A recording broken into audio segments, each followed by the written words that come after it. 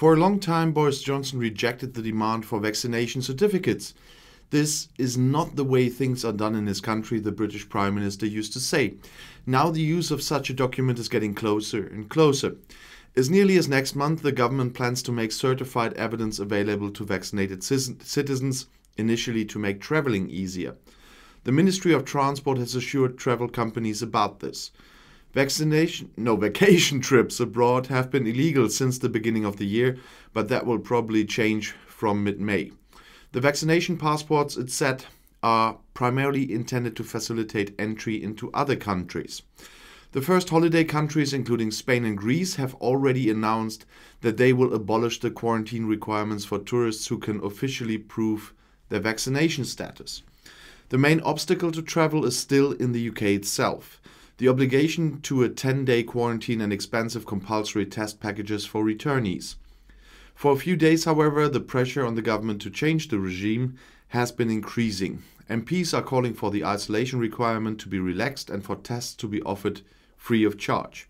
The handling of returnees armed with corona documents at the airports should also be better organized.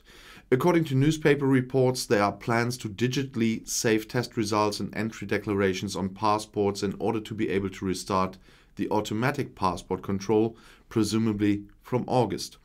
Despite the easing on April 12th, shops have been open again since then, as have the outdoor areas of pub and restaurants.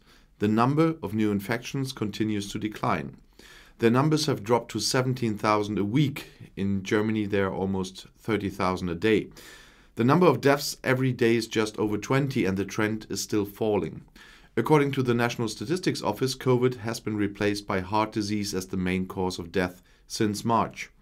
The next opening step is announced from May 17th.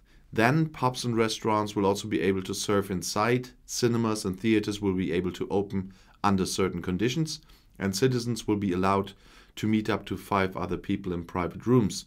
Despite the success to which the rapidly deployed vaccination program also contributes, Johnson announced this week, in addition to vaccination and mass tests, a third line of defense against the virus. From autumn, pills or capsules should be available with which those who tested positive can stop a serious COVID disease at home. A newly founded antivirals task force is to promote the development of an effective drug. Johnson justified the move with a scientific majority opinion that a new corona wave in autumn could not be prevented. Researchers in the kingdom said it was a major challenge and were skeptical about the timing Johnson cited. However, some noted that the main obstacle to developing antiviral drugs was a lack of support, which is why they welcomed the task force and its funding. The recognition that Johnson is currently enjoying for his pandemic management is putting the Labour Party on the defense. In polls, they were almost recently 17 percentage points behind the Tories, which makes them fearful about the local elections in 2 weeks' time. Labour leader Keir Starmer recently experienced a public relations disaster when he was thrown out of a pub in front of the cameras. The landlord was indignant that the opposition did not criticize the strict government measures, which have also taken the catering trade, but rather that they are demanding tightening. Starmer is now trying to attack Johnson elsewhere. In the House of Commons, he presented F.A.Z. to the Prime Minister on Wednesday because he had persuaded the British vacuum cleaner manufacturer James Dyson to produce emergency briefing equipment in the spring and promised special conditions for this by text message.